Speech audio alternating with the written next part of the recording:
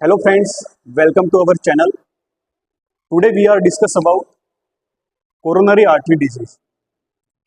Coronary artery disease is a narrowing or damage and blockage of coronary artery due to cholesterol containing substances. Coronary artery disease क्या है उसको हम समझने से पहले कोरोनरी क्या है। कोरोनरी आप यहाँ पे देख रहे होंगे, ये हार्ट का मैंने एक रफ डायग्राम बनाया है।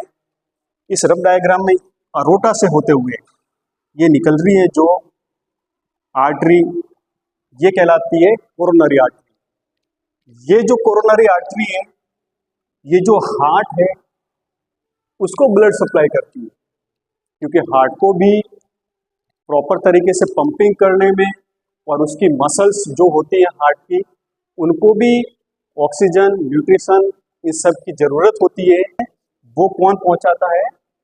कोरोनरी आर्टरी, जो कि अरोटा से निकलती है, वो वाली कोरोनरी आर्टरी हार्ट के। और स्पेशली जो पहुंचाती है वो किस वेसल को पहुंचाती है? हार्ट के मायोकार्डियम को, जो कि हमने एमआई पढ़ा था, मायोकार्डियम इंफार्क्शन पढ़ा था, वो भी रिलेटेड टू था कोरोनरी आर्टरी डिजीज से रिलेटेड था। एमआई भी इसी डिजीज की वजह से होता है, जिसमें कि प्लाक जमा हो जाता है कोरोनरी आर्टरी में, और जो प्रॉपर तरीके से ब्लड मिलना चाहिए हार्ट को नोरिशमेंट के लिए, हार्ट की मसल को, वो प्रॉपर तरीके से मिल नहीं पाता ड्यू टू ब्लॉकेज या कोई डैमेजिंग हो जाता है वेसल्स में।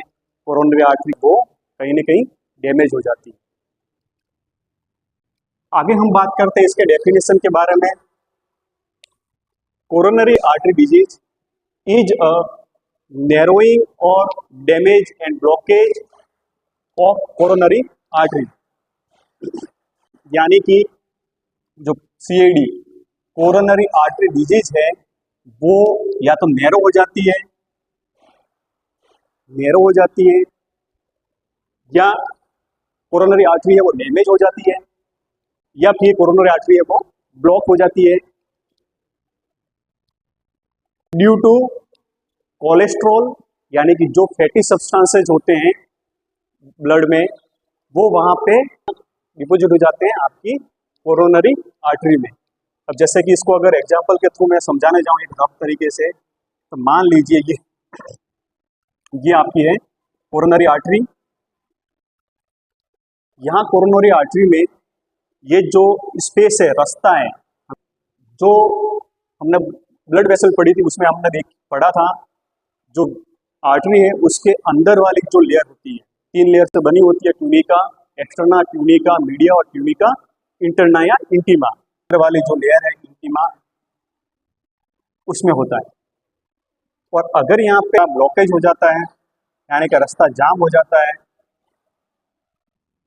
तो जो प्रॉपर तरीके से यहाँ पे जो स्पेस मिल रहा था ब्लड फ्लो के लिए, वो प्रॉपर तरीके से ब्लड फ्लो के लिए रास्ता उसको नहीं मिलता है। देखते हैं एक पाइप, पानी की पाइपलाइन है, उसमें अगर वहाँ पे कचरा जमा हो जाता है, जो पानी के साथ में कचरा आता है या पानी की टंकी में कचरा गिर जाता है, वो पानी की टंकी में गिरा हुआ कचरा जैसे वो नली से आ रहा होता है, तो वहाँ पे कहीं कहीं वो जम जाता है।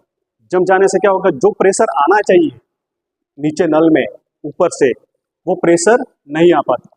उसी तरीके से यहाँ पे जो ब्लॉकेज हो जाती है, उस वजह से क्या हो जाता है, जो कोरोनरी आर्टरी वो नैरो हो जाती है, यानी कम हो जाती है, इसको स्पेस कम हो जाता है, नैरो हो जाता है। सेकंड हो जाता है डैमेज, या फिर कहीं ना कहीं वो डैमेज भी होता है। वहाँ पे जब फैट डिपोजिट हो जाता है, कोलेस्ट्रॉल जमा हो जाता है, फैटी सब्सटेंसेस जमा हो जाते हैं यहाँ पे, तो उससे वो डैमेज भी हो जाता है और प्लस यहाँ पे ब्लॉकेज भी बढ़ती है। जैसे ये ज़्यादा ब्लॉकेज बढ़ती रहेगी, उसको क्या हो जाएगा? एमआई हो जाएगा। एमआई क्यों हो जाएगा? कि रास्ते से जो आपका ब्लड पहुंच रहा था हार्ट को, जो कि पहुंच रहा था हार्ट की मसल को, वो वहां पे नहीं पहुंचेगा, और नहीं पहुंचेगा तो हार्ट की मसल से वो नेक्रोसिस हो जाएगी, यानी कि मर जाएगी, और उसके बाद में हार्ट है वो काम करना बंद हो जाएगा, जिसको हम बोलते हैं हार्ट अटैक। तो कहीं ना कहीं ये हार्ट अटैक का कॉज भी है, कारण भी है। जो कि कोरोनरी आर्टरी डिजीज कहलाता है। अब अगर हम बात करें कि कोलेस्ट्रॉल कंटेनिंग सब्सटेंसेज क्या हो सकते हैं, तो फैटी, जितने भी फैटी सब्सटेंसेज हैं, जिसमें ऑयली फूड हो गया, फिर उसके बाद में आप जितने भी फैट वाले सब्सटेंसेज खाते हैं, चीज़ें खाते हैं आप, वो फैट वाली चीज़ें हो गई जिसमें फैट की मात्रा ज़्यादा रहती है, लिपिड्स जो हैं वो सारे मिलके बनाते हैं आपका प्लेक।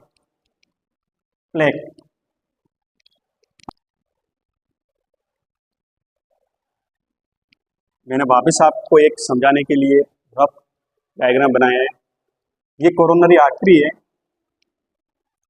यहाँ पे जो स्पेस मिलना चाहिए इसको, वो प्रॉपर तरीके से यहाँ पे स्पेस नहीं होता, और क्या हो जाता है यहाँ पे जमा प्लेक, क्या जमा हो जाता है प्लेक, और वो प्लेक है वो धीरे धीरे बढ़ के इस आर्टरी को क्या कर देता है, ब्लॉक कर देता है, और ब्लॉक करने की वजह से जो बीमारी कहलाती है वो क्या कहलाती है, आपकी कोरोनरी आर्टरी डिजीज, यानी कि कोरोनरी है उसमें या तो आपकी नैरो हो गई है, या डैमेज हो गई है, या फिर ब्लॉक हो गई है।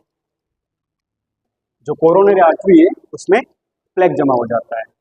आपके कोलेस्ट्रॉल वाले सब्सटेंसेज, फैट वाले जितने भी सब्सटेंसेज हैं वो आपकी कोरोनरी आर्टरी में जमा हो गए हैं। कोरोनरी आर्टरी जो है हमारे वेसल्स है जो हार्ट को नोरिशमेंट करती है, न्यूट्रिशन ऑक्सीजन साथ में पहुंचाती है, वो सब्सटेंसेज कहीं ना कहीं उसको प्रॉपर तरीके से नहीं मिल पाते ड्यू टू ब्लॉकेज। एक इसी डिजीज में हम आगे पढ़ते हैं तो एक वर्ड आता है, उस वर्ड को हम देख लेते हैं जो कि है atherosclerosis, an abnormal accumulation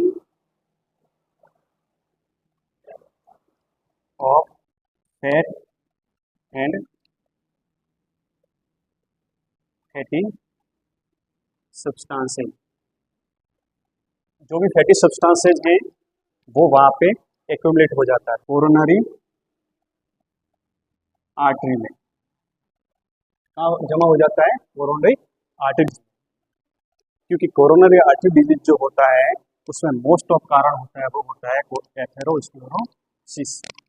atherosclerosis क्या है, तो ये है एक abnormal accumulation of fat coronary artery में, और वो एथेरोस्क्लेरोसिस को हम कह सकते हैं प्लेक या प्लाक। हमने एथेरोस्क्लेरोसिस पढ़ा, उसके बाद में अगर इसी में हम कोरोनरी आर्टरी डिजीज में आगे बात करें तो कोरोनरी आर्टरी डिजीज में कुछ रिस्क फैक्टर होते हैं। तो अब पढ़ेंगे हम आगे कोरोनरी आर्टरी डिजीज के रिस्क फैक्टर क्या क्या है। तो आगे हम बात करते हैं risk factor. Coronary artery risk factor, पहला जो रिस्क फैक्टर है वो हाइपरलिपिडीमिया यानी कि हाई कोलेस्ट्रॉल, स्मोकिंग, एल्कोहल, ये भी रिस्क फैक्टर में आता है कोरोनरी आर्टरी डिजीज होने के। आप स्मोकिंग करेंगे, एल्कोहल है, स्ट्रेस, इसके साथ साथ में कहीं ना कहीं हमारा हाइपरटेंशन है, हाई बीपी रहता है हमारा, और हाई बीपी के कारण, हाइपरटेंशन के कारण भी कोरोनरी आर्टरी डैमेज होने की संभावना रहती है, क्योंकि हाइपरटेंशन होगा तो हाइपरटेंशन में ब्लड का जो फ्लो होगा वो भी ज़्यादा होगा, ब्लड का फ्लो ज़्यादा होगा तो उसके साथ में कोलेस्ट्रॉल, फैटी सब्सटेंसेस ज़्यादा होंगे, जो कि कोरोनरी आर्टरी उसको झेल नहीं पाती, और वहाँ पे वो फैटी सब्सटेंसेस होते हैं, कोलेस्ट्रॉल जो होता है वो वहाँ पे जमा हो जाता है। फिफ्थ की हम बात करते हैं डायबिटीज मेलाइटस है, उसमें भी फैटी सब्सटेंसेज हैं वो वहाँ पे जमा हो जाएंगे। लेस एक्टिविटी, या हम कह सकते हैं सेडेंटरी लाइफस्टाइल, ना एक्सरसाइज कर रहा है ना ही उसको ना ही वो एक्सरसाइज कर रहा है, उसका सिटिंग यानी कि लंबे टाइम तक सिटिंग वाला ही काम है, तो यानी कि टोटल मिला के देखें तो उसकी लेस एक्टिविटी बहुत कम है, लाइक चलना फिरना या फिर वॉकिंग करना या फिर एक्सरसाइज करना, वो सब कुछ ऐसा उसकी लाइफस्टाइल में है ही नहीं। तो सेडेंटरी लाइफस्टाइल भी कहीं ना कहीं कारण है आपका कोरोनरी आर्टरी डिजीज होने का, क्योंकि जो आपका फैट है उसको खर्च नहीं करोगे, उसको वापरोगे नहीं, खर्च नहीं करोगे, तो वो कहीं ना कहीं फैट के रूप में, प्लेक के रूप में वो कोरोनरी आर्टरी में जमा हो जाएगा। और अगर हम बात करें, ये जो मैंने आपको सारे बताए हैं ये हैं, अगर इनको हम मॉडिफाई करना चाहें, यानी कि मैंने पहले भी बोला था आपको कि रिस्क फैक्टर ऐसे हैं जैसे हाई कोलेस्ट्रॉल है, अगर आप फैट वाली चीजें हैं वो खाना बंद कर दो या कम कर दो तो हो सकता है आपका हाई कोलेस्ट्रॉल हाई है वो नॉर्मल हो जाए। तो यानी कि इनको तो अपन मॉडिफाई कर सकते हैं, इनको हम मॉडिफाई कर सकते हैं, मॉडिफाइड है। लेकिन जैसे कि स्मोकिंग है, आप रोक लोगे स्मोकिंग, आपको होने का खतरा जो रिस्क फैक्टर है वो कम हो जाएगा। फिर उसके बाद में स्ट्रेस, अगर तनाव आप कम लेते हो तो उससे हाइपर टेंशन नहीं होगा, आपको एंजाइटी नहीं होगी, और ये भी रिस्क फैक्टर है वो भी कम हो जाएगा। हाइपर टेंशन, ये सारे जितने भी रिस्क फैक्टर हैं वो हम मॉडिफाई कर सकते हैं, यानी कि उनको हम तरीके से लाइफ स्टाइल में सुधार ला के हम प्रॉपर तरीके से फॉलो करते हैं तो हो सकता है कि वो कंट्रोल में आ जाए, और कभी हो भी नहीं, अगर इनका अभी से ध्यान रखते हैं तो कंट्रोल हो सकता है, कभी हो ही नहीं। आगे कुछ रिस्क फैक्टर हैं जो कि अनमोडिफाइड है, जिनको हम मॉडिफाई नहीं कर सकते। कुछ रिस्क फैक्टर हैं जिनको हम मॉडिफाई नहीं कर सकते। इनको अगर आप लोगों ने देख लिया तो इसका स्क्रीनशॉट ले सकते हैं, मैं इसको मॉडिफाई।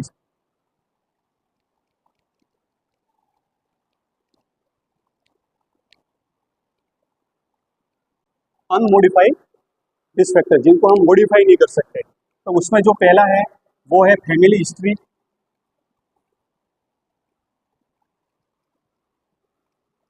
फैमिली हिस्ट्री जैसे कि डायबिटीज मेलाइटस, यानी कि अगर फैमिली में किसी को हो रखा है तो उसको होने की संभावना पूरी है, क्योंकि जेनेटिक डिजीज है ये। तो हाइपरटेंशन है, तो हाइपरटेंशन भी कहीं की फैमिली हिस्ट्री में है तो उस बच्चे को होने की संभावना है, उसके संतान को होने की संभावना रहती है। सेकंड हम बात करते हैं एज। एज भी मैटर करता है। कोई पर्सन है जिसकी एज ज़्यादा है, यानी कि अबोव 60, 65, तो उनमें भी कोरोनरी आर्टरी होने का चांसेस, डिजीज होने का चांसेस है। कारण क्या है कि वहाँ पे भी जो दो तीन चीज़ें इसमें से अपन देखने जाएंगे, तो जैसे लेस एक्टिविटी, उनकी एक्टिविटी जो होनी चाहिए वो एक्टिविटी प्रॉपर तरीके से होती नहीं, प्लस उनमें कहीं ना कहीं इनसे रिलेटेड कुछ चीज़ें जैसे स्ट्रेस हो गया, हाइपरटेंशन हो गया, ये एज के अनुसार होंगे। वो कहते हैं कि एज जब ज़्यादा हो जाती है तो सोचते भी ज़्यादा हैं, बच्चों का, बच्चों का, घर का, मेरे बच्चों का क्या होगा, उसका क्या होगा, क्या बुढ़ापे में मेरे साथ में कैसा होगा, मतलब कई सारी चीज़ें हो जाती है। बहू ऐसी आ जाती है, बेटा नालायक निकल जाता है, टेंशन हो जाती है। तो वो एज के अनुसार भी कहीं नहीं कि फैक्टर है, ऐसा जरूरी नहीं है कि उसको होगा ही, पर ये मॉडिफाई नहीं कर सकते, उसको एज को हम रोक नहीं सकते। Third one is gender. Gender है वो भी एक बड़ा कारण है, यानी कि ऐसा माना जाता है रिसर्च में कि मेल को होने की संभावना ज्यादा रहती है,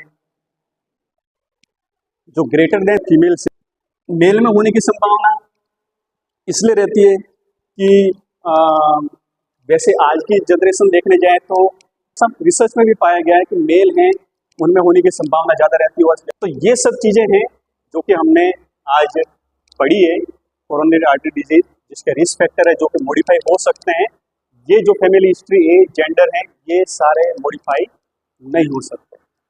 आई होप आपको कोरोनरी आर्टरी डिजीज क्लियर हो गया होगा। कोरोनरी आर्टरी डिजीज है क्या?